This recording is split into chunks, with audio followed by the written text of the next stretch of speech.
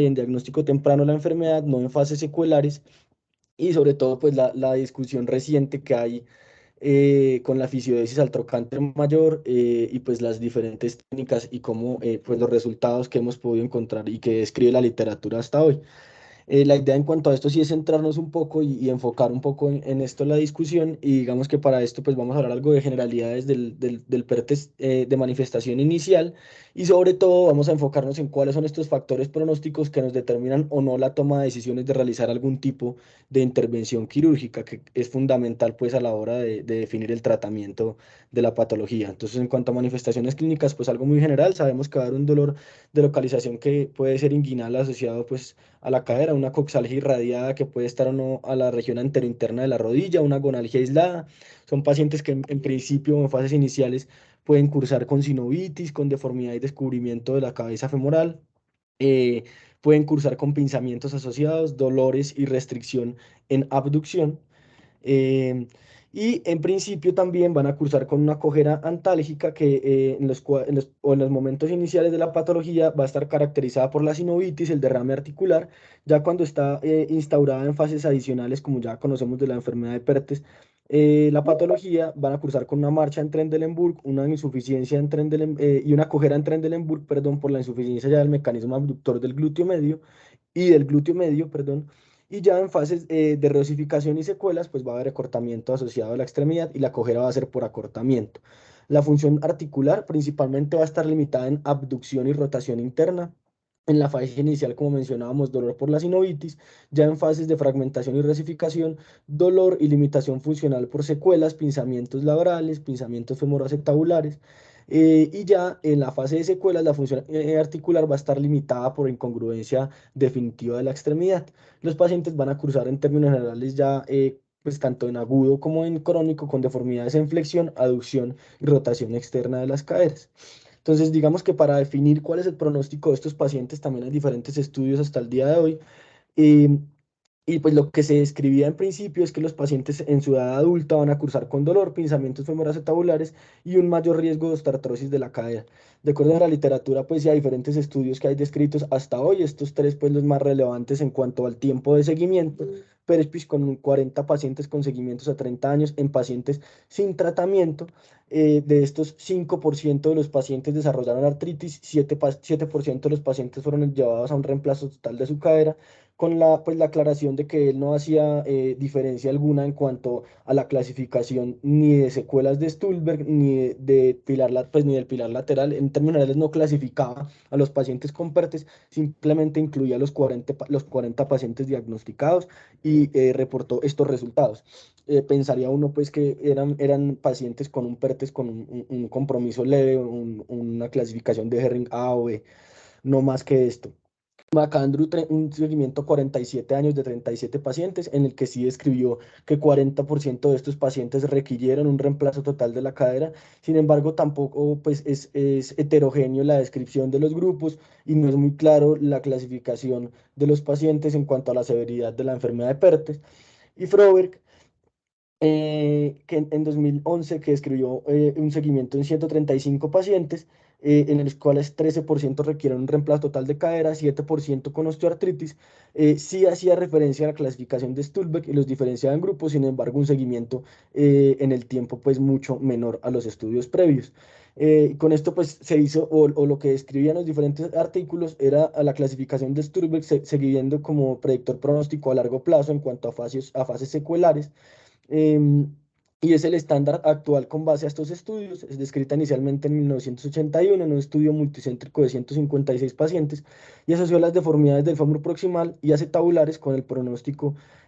a futuro de los pacientes. Y pues digamos que ya más reciente, el score de desviación de la cabeza femoral descrito en 2013 por el doctor Shah. Sin embargo, pues evita o busca evitar la pobre reproducibilidad y la diferencia de inter e intraobservador con la clasificación de Stulberg. Em,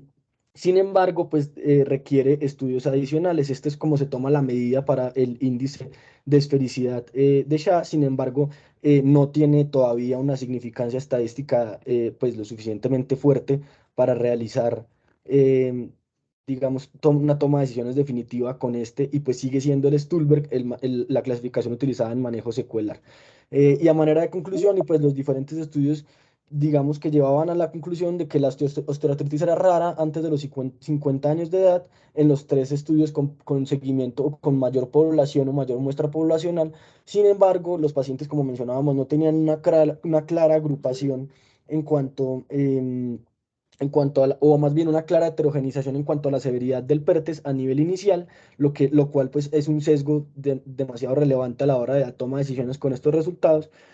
Pero sí llegaban todos a la conclusión que enfermedades de PERTES más severas y por tanto con mayor incongruencia articular es un riesgo aumentado o hay mayor severidad del riesgo de osteoartritis. La clasificación de Stulberg sigue siendo la medida de referencia estándar y el estándar de esfericidad de la cabeza o la desviación estándar de esfericidad de la cabeza requiere más estudios a futuro, sin embargo, podría ser un buen complemento. Y con esto llegamos a la misma conclusión, como vamos a ver en un momento, en que los pacientes con mayor riesgo de incongruencia articular y mayor riesgo de deformidad a futuro es en los cuales debemos tomar la decisión de la intervención. Y es allí en la que debemos tener en cuenta la historia natural de la patología y definir cuáles son nuestros factores pronósticos, que en términos generales van a estar determinados por la extensión del compromiso radiológico, por la clínica a nivel de rangos de movilidad y sobre todo la edad de aparición de la patología, que como vamos a ver es uno de los principales factores pronósticos, sino el principal, los signos radiológicos de la cadera en riesgo y ya a nivel de secuelas, la congruencia de la cadera al final o ya en la fase secuelar de la patología. Entonces, en cuanto a estos factores pronósticos, dentro de los factores clínicos va a estar la edad de inicio y la edad de curación. Entonces está el grupo entre los 5 y los 7 años o edades menores versus el grupo entre los 8 y los 9 años, edades mayores, por encima de los 11 años, a tener en cuenta que muchos autores lo consideran más una osteonecrosis de la cabeza femoral como tal que una enfermedad de Pertes, pese a tener cambios pues similares, y pues el tratamiento va más enfocado al tratamiento al tratamiento, perdón, de esta osteonecrosis, y ya en edades más tempranas pues con muchos mejores resultados como vamos a ver dentro de los factores pronósticos.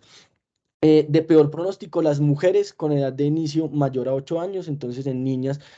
con lo que se ha descrito como una enfermedad de Pertes rápidamente progresiva y peores resultados en cuanto a las secuelas y la deformidad de la cabeza femoral y la cadera, y aún exacerbada o aún peor pronóstico en edades mayores a 8 años, por lo que este es el peor grupo etario para sufrir la patología, digamos, llevar a peores desenlaces más bien. Pacientes con sobrepeso también se han descrito peores desenlaces. Tener muy en cuenta que la pérdida progresiva y severa de la movilidad, sobre todo pacientes que cursan de forma muy temprana o en estadios muy tempranos con contractura en aducción, también tienen un peor pronóstico. Y periodos prolongados de la enfermedad también hablan de peor pronóstico, por lo que en estos pacientes se debería empezar a considerar la toma de decisión en cuanto a un tratamiento quirúrgico. Adicionalmente, ya está descrito pues los factores de mal pronóstico a nivel radiológico, como está en el compromiso epifisiario, entonces la presencia o no de una fractura subcondral, el incremento de la densidad epifisiaria, el incremento en el tamaño de los núcleos epifisiarios y ya más adelante o en fases más severas, el colapso con disminución de la altura de la cabeza femoral y a nivel metafisiario, el arresto prematuro de la fisis de crecimiento, los signos de cabeza en riesgo que ya vamos a mencionar y que se presente un patrón de reosificación en la porción más externa de la epífisis femoral asociado a subluxación lateral de la cabeza femoral. Entonces, en cuanto a estos signos de cadera en riesgo o los signos de Cateral, se presentan en fase de fragmentación, o sea, iban a evaluar sobre todo con frecuencia en fase de fragmentación. Entonces, la presencia o no de un quiste metafisiario que aumenta 2 veces más el riesgo de presentar malos resultados de acuerdo a los diferentes estudios. Y en términos generales, todos estos signos indican un curso más grave y más severo de la enfermedad, por lo que requiere intervenciones tempranas. El signo de Gage, como se hace referencia o se ve en la imagen, una radiolucencia en forma de V en la porción lateral de la epífisis y o metáfisis adyacentes, la presencia de una calcificación lateral a la epífisis, la presencia de una fisis horizontalizada o una subluxación lateral de la cabeza femoral, teniendo en cuenta que, de acuerdo a lo descrito y a los diferentes estudios, el principal factor de mal pronóstico radiológico va a ser esta subluxación lateral de la cabeza femoral de forma temprana. Y hacen referencia a los diferentes estudios a que esta extrusión de la cabeza femoral mayor a un 20% asociada a un ángulo centro-borde disminuido es un factor de muy mal pronóstico, y en estos pacientes también debemos considerar pertinente la toma de decisiones de un procedimiento quirúrgico de forma temprana. Adicional a esto, pues ya en cuanto a, a lo relacionado con las clasificaciones, entonces pues no vamos a entrar a mencionar de nuevo las clasificaciones, pero sí es importante tener en cuenta que los grupos uno y 2 de Cateral, como vemos en la imagen, un compromiso, grupo uno compromiso de la epífisis anterior solamente, grupo 2 compromiso epifisiario anterior y un secuestro central, son pacientes que van a cursar en términos generales con un buen pronóstico, y grupo 3 y 4 con compromiso casi total de la epífisis, el grupo 3 y el grupo 4 con compromiso total epifisiario son pacientes que van a cursar con un mal pronóstico. Los primeros, uno y 2 con buen pronóstico, en términos generales son candidatos a manejo conservador o intervenciones de menor magnitud. Y ya pacientes, grupo 3 y 4 con mal pronóstico que requieren más intervenciones. Está descrita pues la clasificación de Salter y Thompson, esto porque en algunos artículos hacen referencia a que los Salter B con compromiso de más del 50% de la cabeza también tienen un factor de mal pronóstico, y esto hace referencia a la extensión de la fractura subcondral de aparición temprana en los pacientes, como mencionábamos, con una fractura subcondral temprana, y en caso que se extienda más del 50% por la clasificación de Salter, tienen un muy mal pronóstico también, y son pacientes en los que se debe definir la intervención de forma temprana. Y ya en los pacientes con una clasificación del pilar lateral de Herring, como se ha descrito, en términos generales, Herring A, con buenos, excelentes resultados con cualquier tipo de intervención o inclusive sin intervenciones, en términos generales se mantiene la altura del pilar lateral sin cambio en la densidad. Y ya en los grupos B y C, el grupo B con colapsos de menos del 50%, pero compromiso significativo del pilar lateral, y grupo C con colapso de más del 50%, en términos generales describiendo los grupos C y grupo BC de acuerdo a la clasificación modificada como factores de mal pronóstico, como mencionamos pues aquí en los factores adicionales. Entonces, de acuerdo a esto, los diferentes estudios también han discutido y han evaluado cuáles de estos son realmente relevantes y cuáles son estos principales factores pronósticos. Y como hemos venido mencionando, siempre se ha tendido a considerar que la edad de inicio clínico, estos factores de mal pronóstico radiológico, y la clasificación del pilar lateral de Herring son los factores de principal mal pronóstico, y de acuerdo a esto se basa la toma de decisiones. Y de acuerdo a la literatura, la edad de inicio en los diferentes estudios multicéntricos, este estudio del doctor Herring del 2004 al 2008 llevó a la conclusión de que ahí sí hay un peor pronóstico en edades tardías, ya que la capacidad de remodelación posterior a los 6 años de edad de esta epífisis femoral es menor o es aproximadamente un 38% o menor. Y de acuerdo a la clasificación de Cateral, la apariencia de esta epífisis femoral, digamos que sí tiene un compromiso severo, pero un compromiso asociado, perdón, y en compromisos severos, como mencionábamos, Cateral 3-4, hay mayor riesgo de mal pronóstico. Sin embargo, la reproducibilidad interobservador de la clasificación en los diferentes estudios ha estado limitada, y hay ciertas diferencias en la clasificación, por lo que se debe tomar con más cuidado este criterio como factor de mal pronóstico. Esto pues ya lo que hemos venido mencionando en cuanto a la clasificación de Cateran. Y en cuanto a la clasificación del pilar lateral de Herring, descrita o revisada en el 92,86 pacientes, utilizada ampliamente a nivel mundial, predice el pronóstico a nivel del el periodo de la fase de fragmentación temprana, y esta está determinada por la apariencia del pilar lateral de la epífisis femoral proximal en las radiografías al inicio de la fragmentación. Y digamos que en los diferentes estudios sí llevan a las conclusiones de que es o tiene un resultados favorables para el diagnóstico y para definir el tratamiento en clasificaciones sobre todo perdón, C y BC, en donde va a haber un grado alto de severidad y se debe o se prefiere la toma de decisión de tratamiento quirúrgico. En cuanto a la resonancia magnética, como en advenimiento y que ha venido pues en mayor tendencia para la toma de decisiones, tener muy en cuenta que es de alta sensibilidad, em,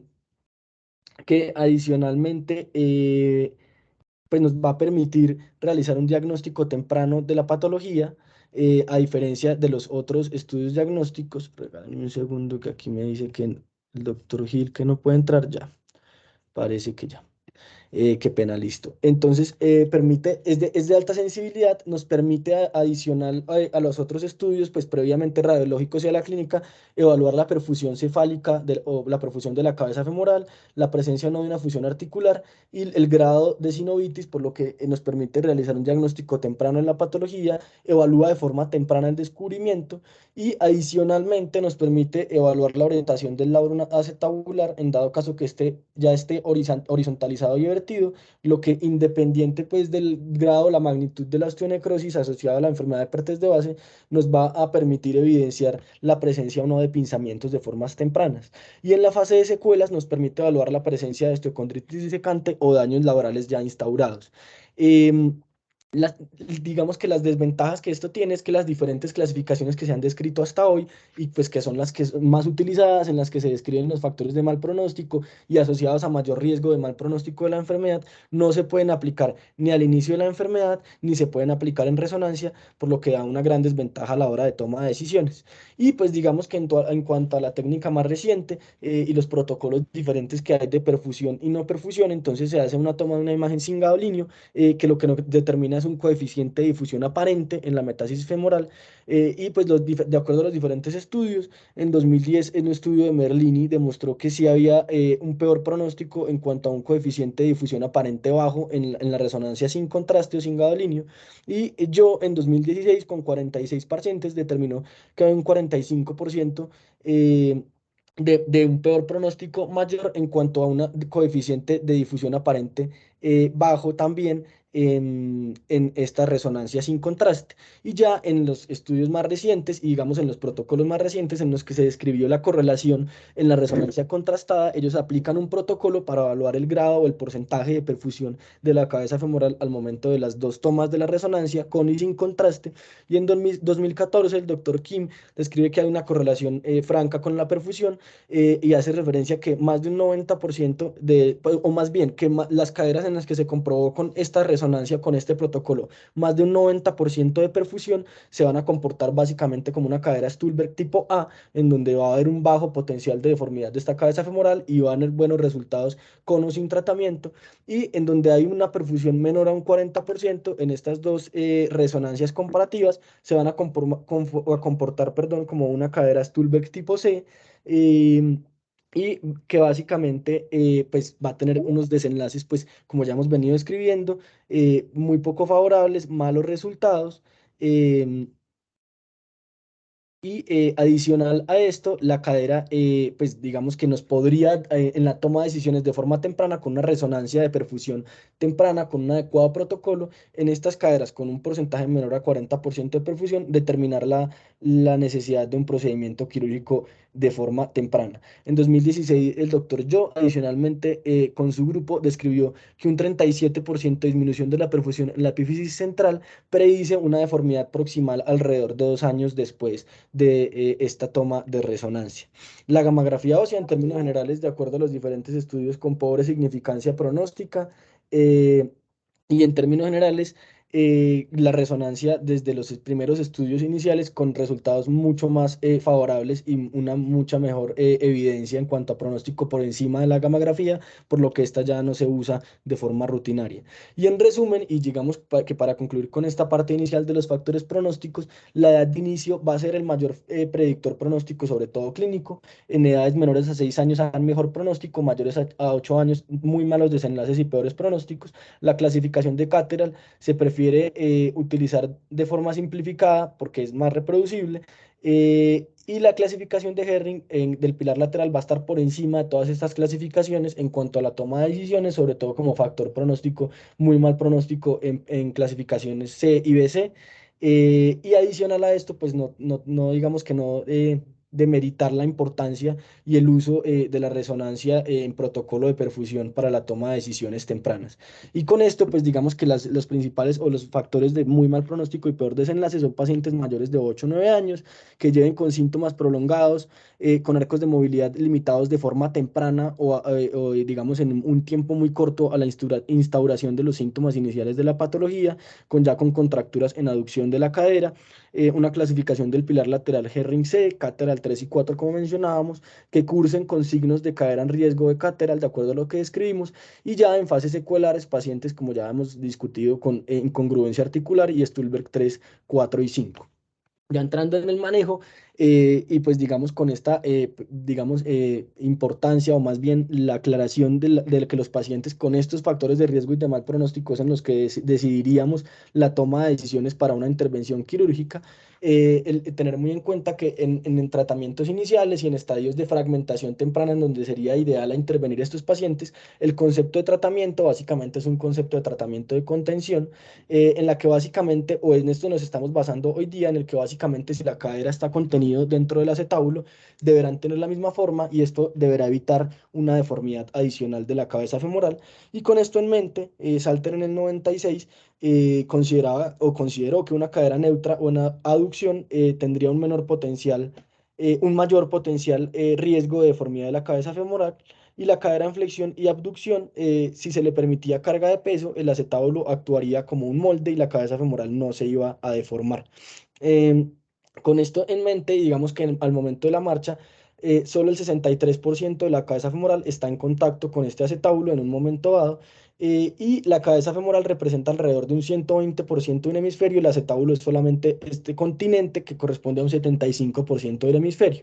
por lo que el contacto de la cabeza va a estar directamente relacionado tanto en el apoyo como en la marcha, en la fase en la que se desenvuelva la articulación y en la posición de la cabeza femoral en relación con el acetábulo. Y es allí que si cambiamos la posición de la cabeza femoral o cambiamos la posición del acetábulo para que esta porción de la cabeza que siempre está en contacto tenga una menor carga y una menor zona de apoyo, y se mantenga sobre todo contenida, pues esto nos va a llevar a que haya un menor riesgo de deformidad de la cabeza femoral de acuerdo a lo que describen en el concepto inicial. Entonces, estas cirugías de contención como tal van a estar indicadas por la clínica en pacientes con los factores de riesgo ya mencionados, y pues la toma de decisión finalmente va a ser del cirujano y el objetivo es eliminar la zona de contacto entre la epífisis femoral que ya se está aplanando y descubriendo y el labrum, y permitir una remodelación, perdón, más esférica de la cabeza dentro de este acetábulo que aún es continente. Y las fases ideales para realizarla son las fases de isquemia y fragmentación. Los diferentes estudios hasta hoy muestran que lo ideal es realizar estos procedimientos en fragmentación temprana, siempre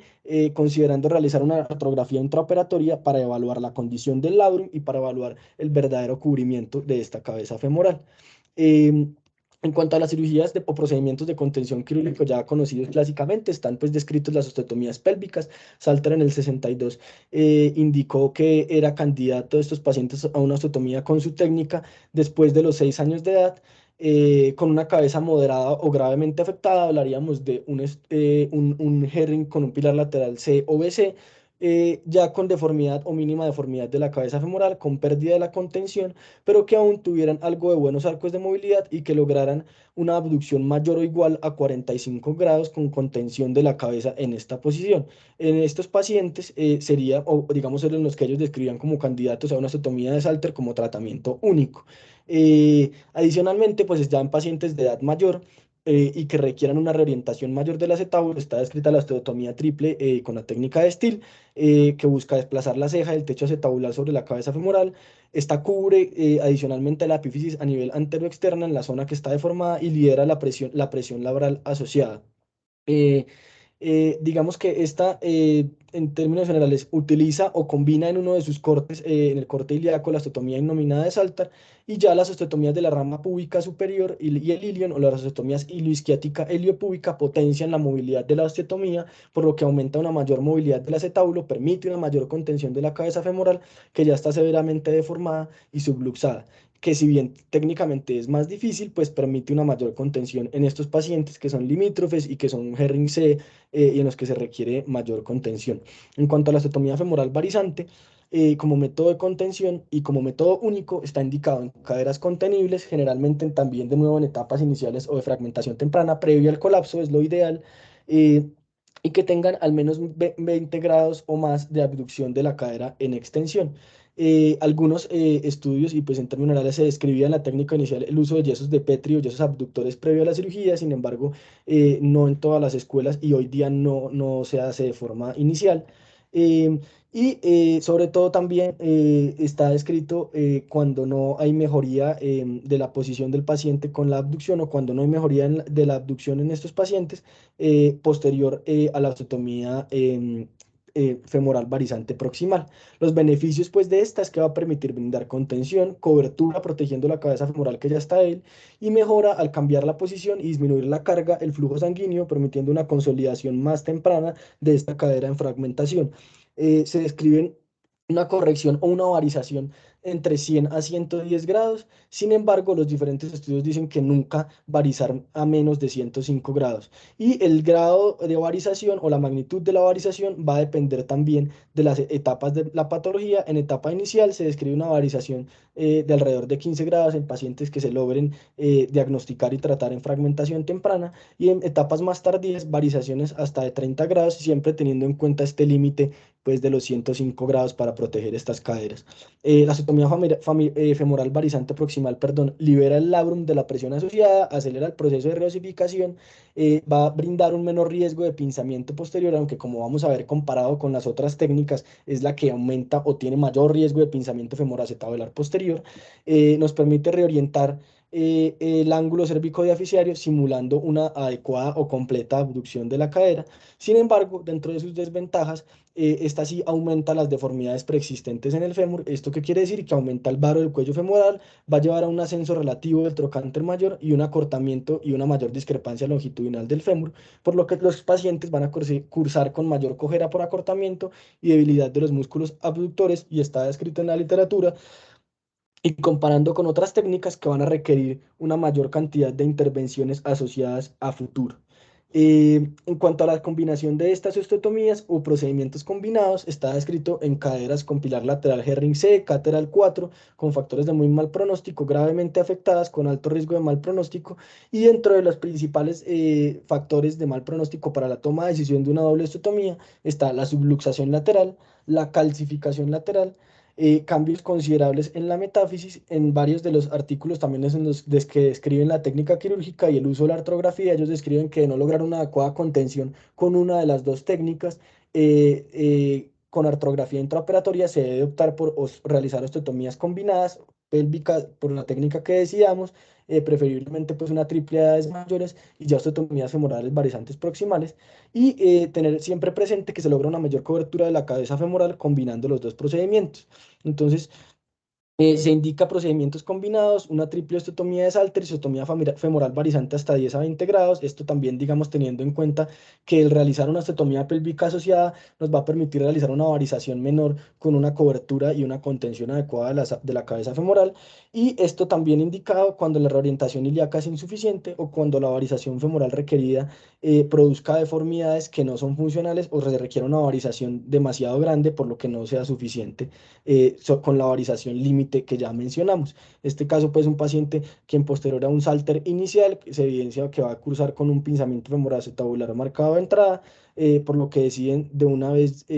complementar con una osteotomía varizante femoral proximal con este resultado postoperatorios. En cuanto pues a técnicas más recientes y dentro de las técnicas que traemos hoy a discusión, entonces la técnica de fisiodesis al trocánter mayor o epifisiodesis al trocánter mayor, de acuerdo a su descripción inicial por el doctor Peter Stevens, asociado a una liberación medial de partes blandas y buscando el objetivo de brindar contención a esta cabeza femoral, evitando el acortamiento del mecanismo abductor, evitando la deformidad en varo asociada a las tetomías femorales y evitando el pinzamiento femoroacetabular posterior asociado. En términos generales, al disminuir o evitar el sobrecrecimiento del trocánter mayor, se busca evitar esta coxa magna y vara, y digamos que dentro del protocolo inicial que él describía se realizaba una artrografía, de nuevo para evaluar que se lograra una contención adecuada o el grado de contención al cual se debería posicionar la cadera, una tenotomía de los aductores y del psoas intrapélvico, y una epifisiodesis con una placa en 8 mediante una técnica de banda de tensión. La artrografía la tomaba o lo que describía la técnica inicial con mayor utilidad, ya que estos pacientes eran o aún todavía en los últimos estudios comparativos, mantenidos en las 4 semanas posoperatorias iniciales dentro de unos yesos de Petri, y en la posición que se evidenciaba una mayor contención de la cabeza femoral era la posición que se mantenía en los yesos. Em, Este pues fue el artículo original en el que el doctor Stevens con el doctor Novaes, Gilland y Anderson describió su técnica, como mencionábamos, una técnica de crecimiento guiado, perdón, o una epifisiodesis del trocánter mayor combinado con una liberación de partes blandas medial. En este artículo se pues, presentaba el 12 pacientes, 9 hombres, 3 mujeres, con una edad promedio de realización del procedimiento de 7,3 años. Y como mencionábamos, dentro de su protocolo se realizaba con una banda de tensión y como vemos en las imágenes, una epifisiodesis al trocánter mayor asociada a una tenotomía abierta de los aductores, una tenotomía intrapélvica del psoas y la colocación de unos yesos de Petri. Se mantenía el paciente en estos yesos de Petri por 4 semanas en el postoperatorio, perdón. Estos 12 pacientes iniciales con un seguimiento a 49 meses, un promedio de entre 14 y 78, y a estos requirieron 6 pacientes retiro el material de osteosíntesis, el resto se les dejó in situ sin ninguna complicación hasta pues, lo que describían del estudio ya publicado. 11 de 12 de los pacientes describieron mejoría del dolor de la cojera y de la cojera en Trendelenburg con rangos de movilidad que estaban preservados iguales o mejores a lo que tenían previamente. Solo un paciente de estos 12 requirió una distalización posterior del trocánter mayor y de los 4 pacientes de los 12 cursaron con discrepancia longitudinal de la extremidad que fue manejado con una fisiodesis contralateral del fémur distal. En términos generales, de acuerdo a lo que describían en su artículo, con una población pues menor y una cantidad de pacientes pequeño, los resultados eran favorables en hallazgos clínicos, como mencionábamos, rangos de movilidad, disminución del dolor, pinzamiento, cojera y de menor debilidad del mecanismo abductor. eh, y adicionalmente no tenían o no habían diferencias, o más bien describían buenos resultados en cuanto al ángulo centro-borde, el porcentaje de migración, el chento, y tampoco habían alteraciones en cuanto al ángulo cervicodiafisiario o el offset femoral a futuro que implicaran un compromiso adicional o requerimiento de intervenciones adicionales, por lo que con esto ellos llegaron a la consideración y la descripción de que era una adecuada técnica que podía brindar contención sin deformidad coronal, siempre en pacientes seleccionados de acuerdo al rango de edad. Ya vamos en un momento a mencionar pues lo que hay más reciente en cuanto a esta técnica y la discusión de esta en la literatura. En cuanto a otras alternativas que lo que buscan es promover homeostasis ósea, está descrita la descompresión de la cabeza femoral. Esta sobre todo en PERTES de aparición tardía. En la mayoría de estudios lo que encontré es que son o está descrito en pacientes en PERTES por encima de los 8 o 9 años, inclusive algunos hacen referencia a que en PERTES por encima de los 11 años en los que las tasas de éxito son menos predecibles y los pacientes se comportan más como una osteonecrosis de la cabeza femoral, en las que hay un escaso potencial de consolidación y remodelación, en los que el resultado necesariamente va a ser desfavorable. Y como mencionábamos, se maneja más como una osteonecrosis en el adulto, es la propuesta actual. Se hace una perforación epificiaria múltiple, se descomprime el núcleo de la epífisis femoral proximal y hay descritas múltiples técnicas, aplicación de BMPs, aplicación de injertos de peroneo vascularizados, injertos óseos no vascularizados, todas estas hasta el día de hoy con diferentes resultados, pero aún sin diferencias significativas en la literatura. Em, Busca promover revascularización y remodelación ósea antes del colapso de nuevo, idealmente en pacientes mayores de 11 años. La técnica descrita busca realizar un túnel transficiario con una broca de 5 milímetros, eliminando la barrera vascular de la fisis. Está descrita la suplementación, como mencionábamos, también con proteína ósea morfogenética, igual que se hace pues, en adultos con osteonecrosis de la cabeza femoral. Y ya las descompresiones epificiarias con un PIN de 2 o 2,5 milímetros con mayor distribución de la perforación que va a brindar un menor daño a la fisis y una menor alteración estructural ósea. En cuanto a los resultados de las diferentes técnicas, en términos generales, pues aquí no mencioné mucho ni puse mucho de manejo conservador versus no quirúrgico. Sin embargo, en los diferentes estudios, pues simplemente porque no era lo que nos atañe al día de hoy, pero en los diferentes estudios en fases iniciales y como sabemos en Stulberg A o en estadios tempranos, perdón, en estadios o en fases poco severas, Stulberg A, Cateral 1 y 2 con desenlaces iguales con manejo conservador versus el quirúrgico. Y esto simplemente para traer algo de mención, y es que en pacientes con Stulberg 1 y 2 los mismos resultados con fisioterapia o estetomías femorales varizantes en edades menores de 6 años al diagnóstico, en edades mayores o iguales a 6 años, mejores resultados con las osteotomías femorales varizantes, y esto en términos generales para contrastar procedimientos quirúrgicos versus el manejo conservador, por lo que en edades mayores siempre considerar la intervención quirúrgica. Em, Y en cuanto a resultados radiológicos, de nuevo, de acuerdo a la clasificación de Stulberg, em, entonces, cuando los niños o tienen aparición de la patología entre los 6 y 8 años, digamos que los resultados son similares, tanto para el manejo conservador con inmovilización como osteotomías pélvicas u osteotomías femorales. Esto, digamos, hacía referencia más a que los desenlaces en fases digamos, en enfermedad de Pertes con clasificación severa de entrada, pilar lateral Herring BC, Cateral 3 y 4, y con secuelas severas de Stulberg 3, 4 y 5, independiente del tratamiento, tienen un alto riesgo de un pronóstico o unos resultados, más bien unos desenlaces poco favorables. Y con pacientes con instauración de la enfermedad por encima de los 8 a los 12 años, con algo de mejores resultados con osteotomías femorales y pélvicas versus el manejo conservador, lo que indicaría que en este rango de edad de nuevo tienen una fuerza significativa el manejo quirúrgico. Y pues de acuerdo a esto, en 2018 se describió este algoritmo y este protocolo para el tratamiento de los pacientes con enfermedad de Pertes.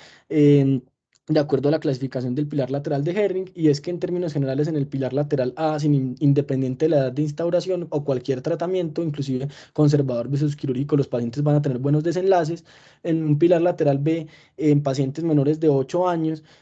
también con cualquier tratamiento van a tener buenos desenlaces, conservador o quirúrgico, pero ya con el cambio y la aparición de edades más tardías en pacientes mayores de 8 años, se recomienda en pilar lateral B y BC el manejo quirúrgico con mejores desenlaces por encima del manejo no operatorio, y en pacientes con un Herring BC en menor también de 8 años podría indicarse inclusive el manejo conservador o con buenos resultados con cualquiera de las técnicas, inclusive si se define manejo quirúrgico, pero en pacientes ya mayores de 8 años, de nuevo, se requiere o se considera la decisión de un manejo quirúrgico por encima del manejo conservador. Y en pilar lateral C, como mencionábamos en los estudios de resultados previos, independiente de manejo quirúrgico conservador o la técnica quirúrgica, en términos generales con peores resultados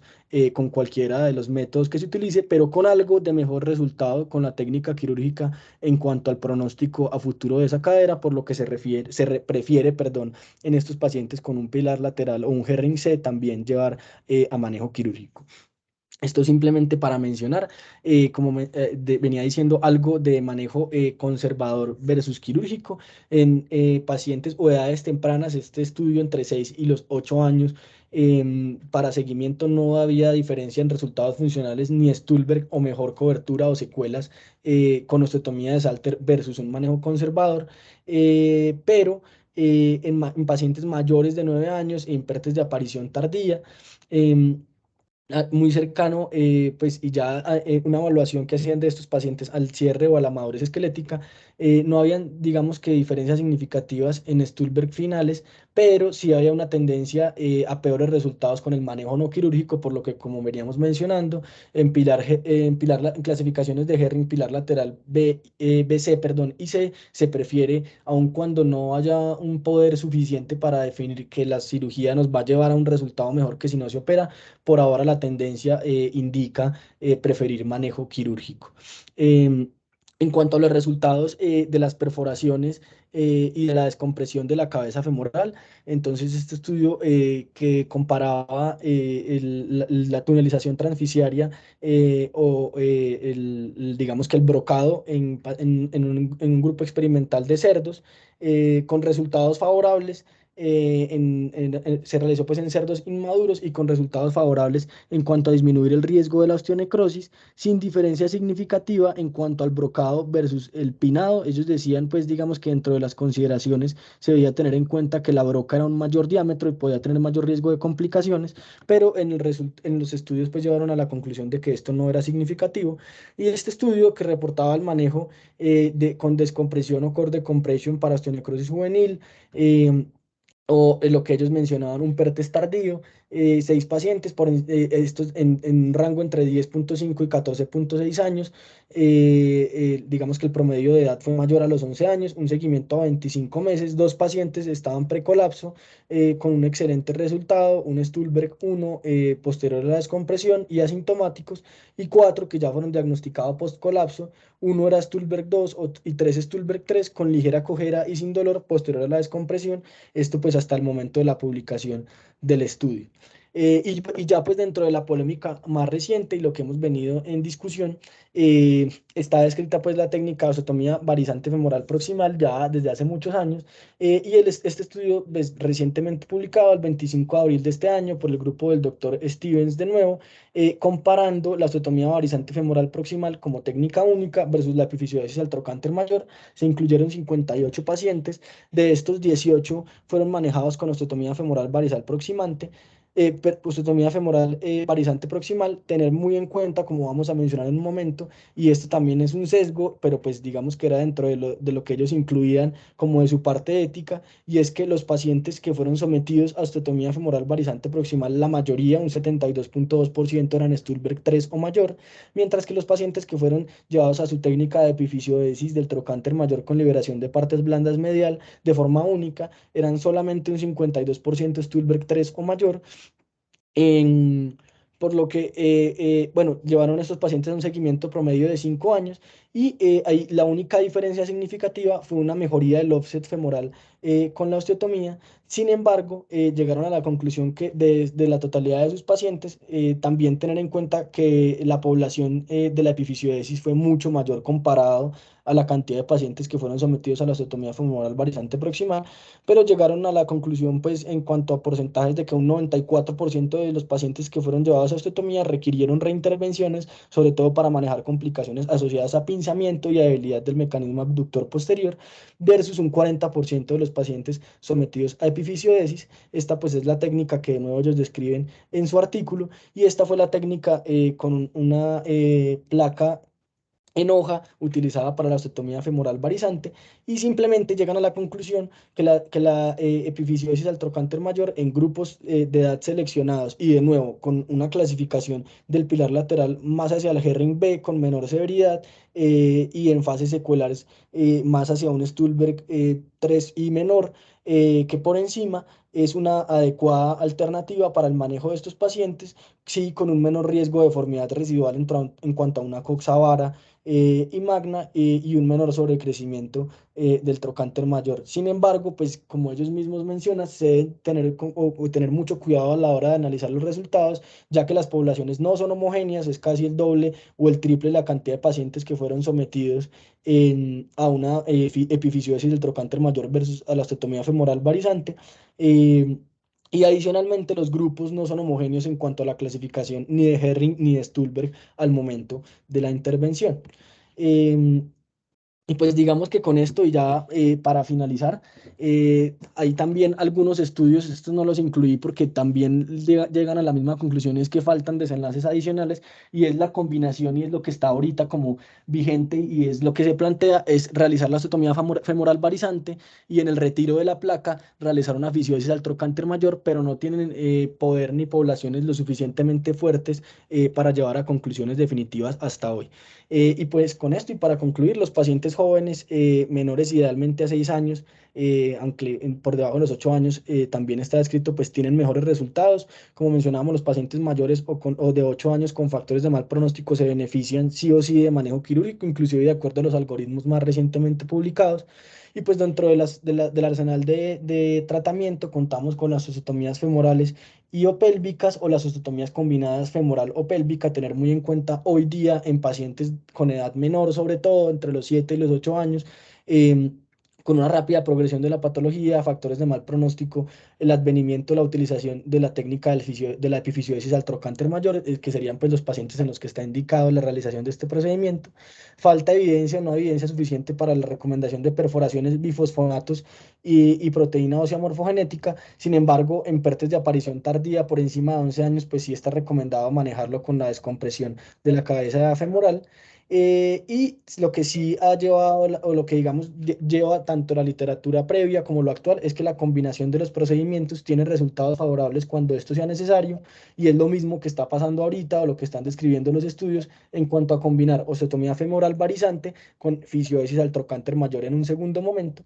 Y siempre la edad de la intervención es fundamental para definir qué intervención es ideal para el paciente. Y en pacientes, como mencionábamos, entre 7 a 8 años, contar con la epifisiodesis del trocánter mayor como una alternativa favorable, que si bien requiere estudios más homogéneos para hacer o llevar, digamos, a toma de decisiones definitivas en cuanto a esta, pues podemos utilizarla con una mayor seguridad con los estudios recientemente publicados. Y esto era pues lo que traíamos para hoy. Bueno, muchas gracias, Cristian. Creo que la conclusión de todo esto es la misma falta de conclusión que históricamente